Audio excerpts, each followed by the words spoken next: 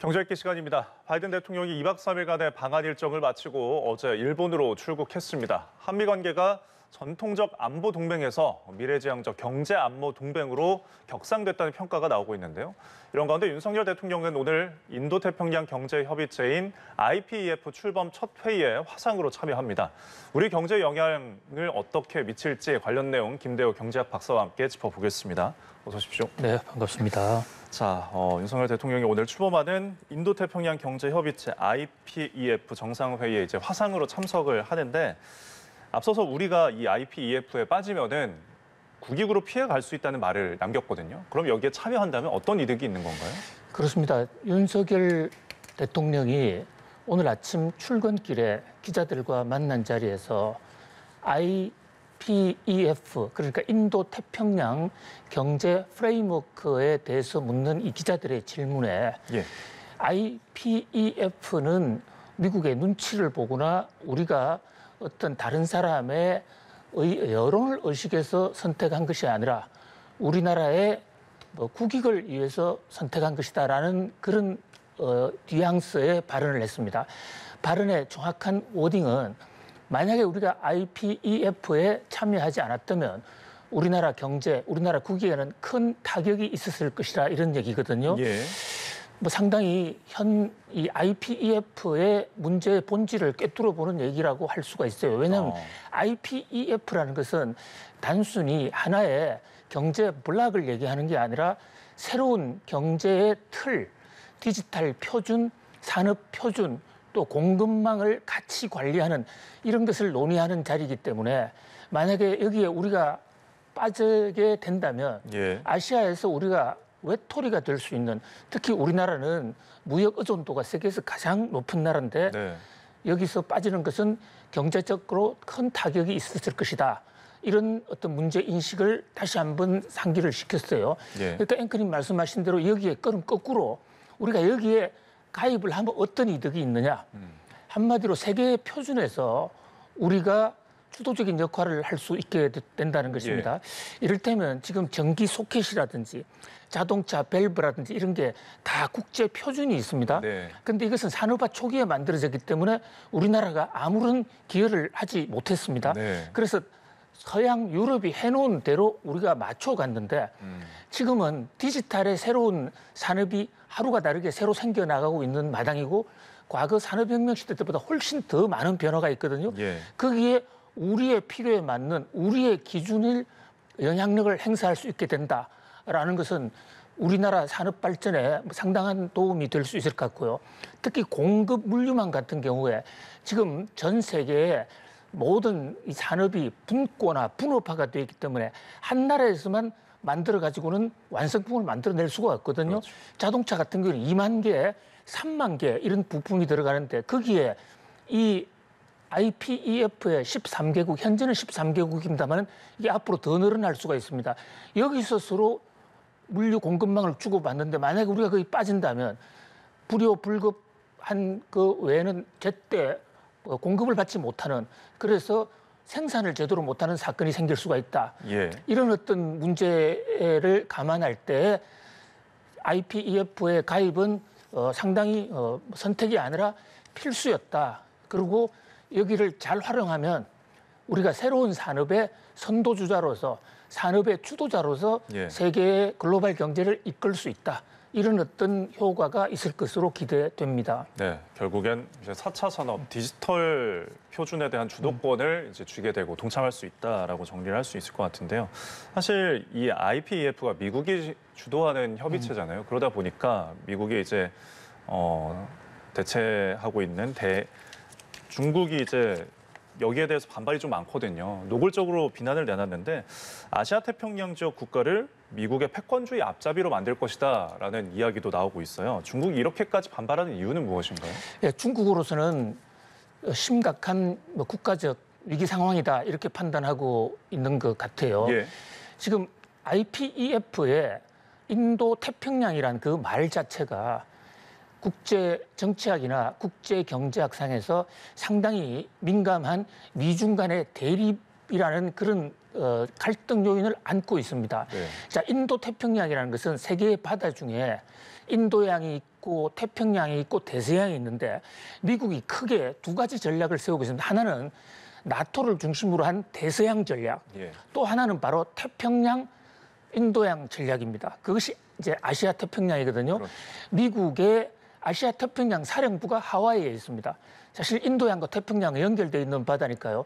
바로 아시아 태평양 조언을 통해서 중국을 견제하는 이게 이제 외교 안보적인 차원에서 이런 것을 주도해 왔는데 최근에 와서는 경제적으로도 이 아시아 태평양 지역의 나라들을 하나로 묶어서 미국 주도로 묶자는 것이요. 어떻게 예. 보면 중국 입장에서는 아시아 인도양 지역은 중국의 앞마당이라고 해도 과언이 아닌데 미국이 태평양에서 넘어와서 이 세력을 미국 주도로 묶는다. 그런 면에서 IPEF가 발족이 되면 중국은 운신의 폭이 굉장히 줄어들 것이다. 네. 그래서 왕이 외교부장 같은 분은 이제 외교부 성명이나 홈페이지를 통해서 IPEF는 미국 앞잡이다.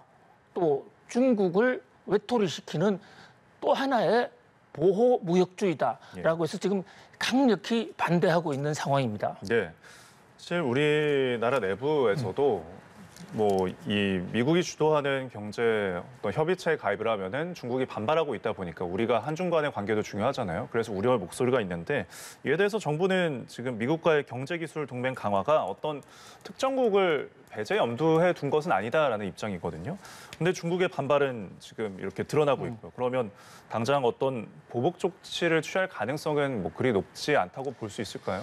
예, 저는 사드 때하고는 사뭇 좀 다르다고 봅니다. 네. 우선 사드 때는 우리나라가 미국에 사드 무기를 배치하는 한국과 미국 두 나라의 문제였고 이것이 중국을 바로 정조준하는 문제였는데 지금 IPEF는 한국과 미국만의 문제가 아니라 한국을 포함한 아시아 태평양 13개국 연합체거든요. 예.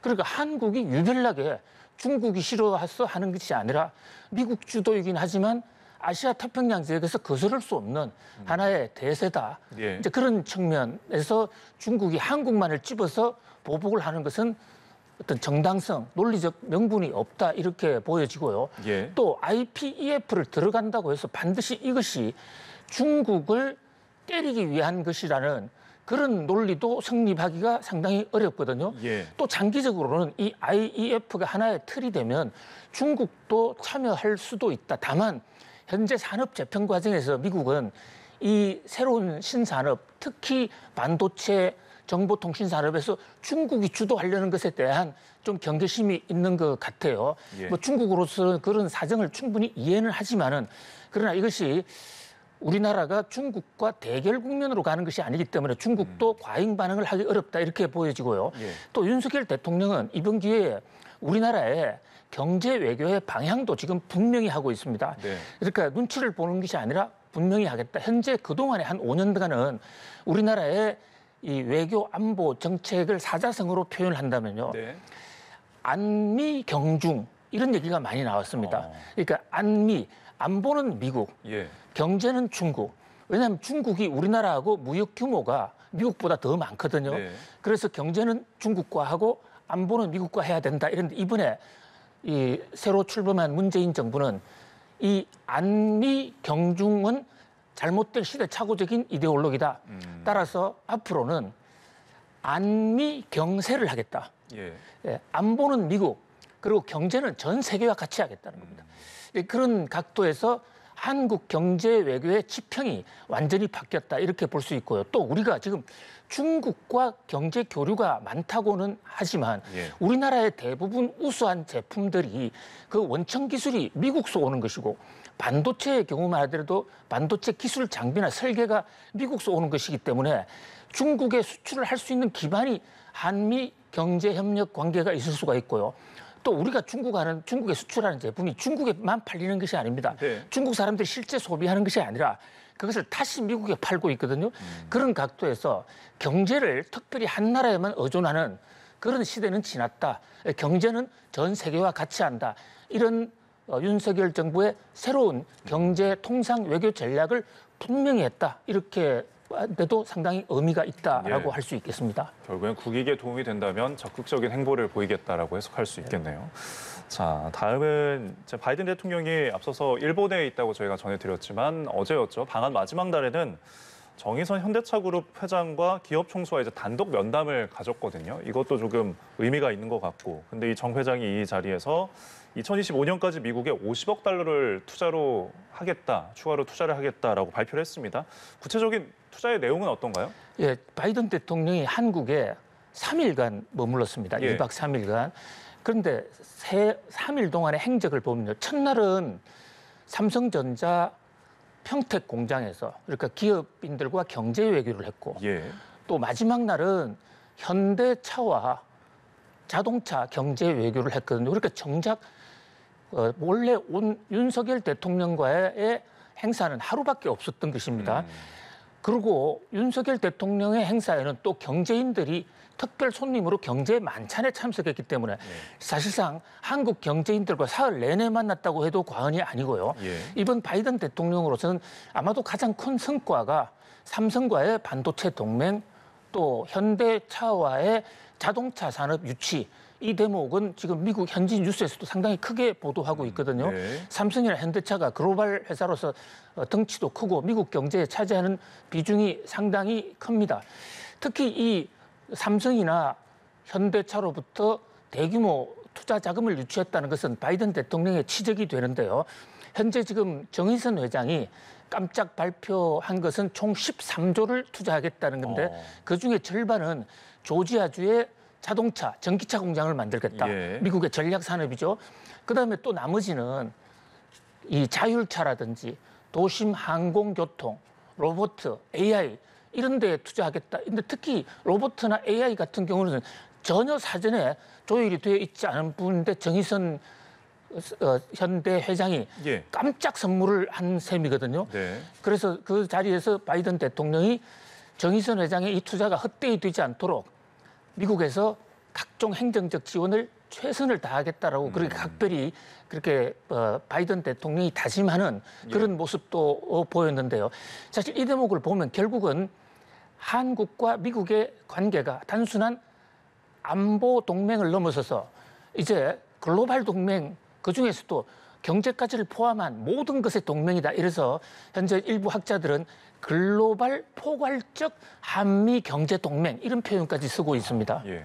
굉장히 큰 깊은 동맹처럼 느껴집니다. 지금 현대차 같은 경우에는 기존에 알려진 투자 규모보다 이날 이제 깜짝 발표를 해서 2배로 좀 매수가 불어난 예. 큰 규모거든요. 바이든 대통령도 그에 화답을 하는 이제 메시지로 실망시키지 않겠다 이런 이제 그렇습니다. 워딩을 예. 했고요. 그만큼 그러면 이제 실증적인 행정 지원이 기대가 되겠죠. 그렇습니다. 현대차의 미국 진출은 우리가 17년 전에 2005년입니다.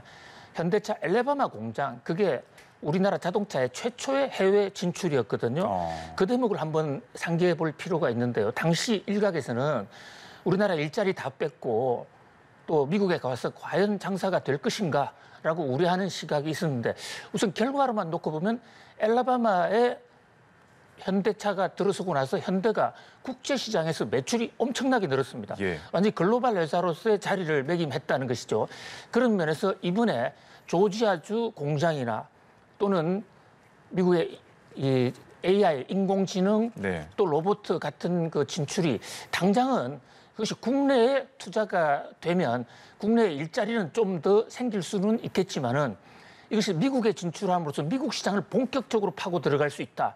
그런 점에서 나름대로 산업 전략적인 측면에서는 의미가 있다고 생각이 돼요. 특히 예. 지금 최근에 미국의 통상 분위기가 미국에서 생산한 것만 소비하겠다는 그런 쪽으로 나오고 있기 때문에 한국에서 수출을 해서 한 템포 넘어가는 것보다는 예. 아예 미국에 투자하는 것이 현대차나 삼성전자의 어떤 수출 전략 입장에서는 훨씬 더 도움이 될 수 있다. 다만 이제 한 가지 아쉬운 것은 우리도 이 기회에 미국의 투자를 좀 많이 받아들여서 미국이 앞서가 있고 우리가 필요한 부분 투자도 좀 늘렸으면 좋겠는데 이 대목은 앞으로 이제 시간이 지나면서 우리 정부와 미국이 같이 노력을 하고 특히 우리 통상당국에서 좀 더 적극적으로 노력할 필요가 있다고 보겠습니다. 예, 일단 가는 말이 고왔으니 오는 말이 좀 곱기를 기대를 해보겠고요. 지금 이제 부동산 이야기로 넘어와서 오늘 8월이죠. 이제 임대차법 시행이 2주년이 됩니다. 뭐 계속해서 나오고 있는 이야기지만 이미 계약갱신 청구권을 행사한 이제 세입자들이 다시 계약을 하려면 조사한 결과는 평균 1억 2천만 원이 추가로 필요하다. 전세로 계약을 할 때 말이죠. 근데 지금 이렇게 시세 격차가 크게 나오는 전월세 시장 어떻게 보고 계십니까? 예, 부동산 R114라는 조사기관에서 전수조사를 토대로 발표한 건데요. 현재 지금 8월 이후에 이제 새로 4년이 지나서 다시 계약을 맺어야 되는 사람은 기존의 계약금보다도 1억 2천만 원 정도 평균 더 내야만 현재 집에 그냥 눌러 살 수가 있다. 네. 이런 얘기예요. 이게 이제 상승률로 보면 약 한 25% 정도 되는 건데요. 부동산 가격이라는 게 오를 수도 있고 또 내릴 수도 있는 것이지만 이게 한꺼번에 갑자기 25% 이상 오르면 아무래도 세입자 입장에는 부담이 될 수밖에 없죠. 네. 그 한 요인 중에 하나가 이제 임대차 3법 중에서 그 중에서도 핵심이라고 하는 계약갱신 청구권. 이게 참 선의로 시작을 한 것이죠. 그러니까 2년 사는 사람에게 한 번 더 2년을 살게 하고 그때 2+2로 넘어갈 때는 상승률을 5% 이내로 억제한다. 네. 이것이 계약갱신 청구권과 상한제, 임대차 3법의 핵심 내용인데요. 그래서 임대차 3법이 처음 나올 때 정확하게 2년 전에 바로 5% 억제하고 2년 더 살 수가 있었습니다. 그런데 이제 그게 만기가 돌아오는 것이죠. 그럼 이제는 법상 더 이상 연장하지 못하고 나가거나 아니면 집주인이 올려달라는 대로 다 줘야 되는데 예. 부동산 R114 조사에 따르면 평균 약 한 25% 올랐고 그 평균치를 기준으로 1억 2천만 원. 또 서울에 좀 강남구라든지 강남 4구 이런 곳에는 3억, 4억까지 더 오르게 됩니다. 그런 면에서 갑자기 오르게 되는 이 전셋값 문제, 여기에 대한 좀 대책이 있어야 되지 않느냐. 예. 그리고 보다 더 장기적으로는 임대차 3법 과연 이대로 그냥 둘 것인가. 이런 어떤 얘기가 지금 잇따라 나오고 있는 상황입니다. 예. 사실 이런 상황에 대해서 정부 입장은 원희룡 이제 장관이 이야기한 것인데 어쨌든 못 올리게 하는 것보다 이렇게 못 올리게 징벌적으로 강제하기보다는 덜 올리면은 좀 인센티브를 주는 방식을 좀 필요하다 이렇게 생각을 하고 있는 것 같더라고요. 어떻게 보시나요? 예, 지금 임대차 3법에 서로 문제가 있다고 하더라도 이것을 고치려면 이것이 법으로 만들어져 있기 때문에요. 국회를 통과해야 됩니다. 네. 시간도 많이 걸리겠지만은 임대차 3법을 만든 당이 지금 다수당으로 있기 때문에 현실적으로 그렇게 쉽지가 않겠죠. 그래서 이제 정부 입장에서는 특히 원희룡 국토부 장관 입장에서는 국회의 논의는 둘째치고 일단 인센티브 제도를 먼저 한번 도입해보자. 이런 지금 의견을 청문회에서 냈는데요. 그 인센티브라는 걸 현재 5% 이상을 올리지 못하게 돼 있지 않습니까? 예. 그것을 만약에 5% 이상을 올리면 처벌하는 것보다는 예. 5% 미만으로 올렸을 때 정부가 세제 혜택이라든지 또는 매칭 펀드 같은 거를 줘서 임대인도 큰 타격이 없고 임차인도 손해보지 않는 이를테면 지금 1억 2천만 원이 올라간다고 그러는데 예. 그 경우에 만약에 임대인이 1억 2천만 원이 아니라 한 5% 내외로 해서 뭐 1천만 원 정도만 올렸다. 그러면 나머지 차액의 상당 부분을 사회적으로 정부가 보조해주는 이런 정책을 당분간 좀 시행해 가는 것은 어떻겠냐 하는 안을 제안을 해보고 있는데요. 예. 과연 문제는 이제 시장에서 임대인들이 과연 어떻게 참여할 임대인들 입장에서는 갑자기 임대차 3법이 생겨서 2년 전에 자기가 집을 내보내고 싶었는데도 법에 의해서 내보내지도 못했고 또 당시에 전세금도 올리지도 못했거든요. 그렇게 옆집보다도 지금 수억 원이 적으니까 이번에는 반드시 올려야 되겠다고 벼르고 있다. 그러면서 근본적으로는 이것이 여야의 합의에서 법적인 제도적 장치가 있어야 되는 것이 아닌가 그런 예. 생각을 해봅니다. 예, 지금 한 두세 달 정도 남은 시점이기 때문에 고민이 좀 필요할 것 같습니다. 지금까지 김대호 경제학 박사와 함께했습니다. 고맙습니다. 고맙습니다.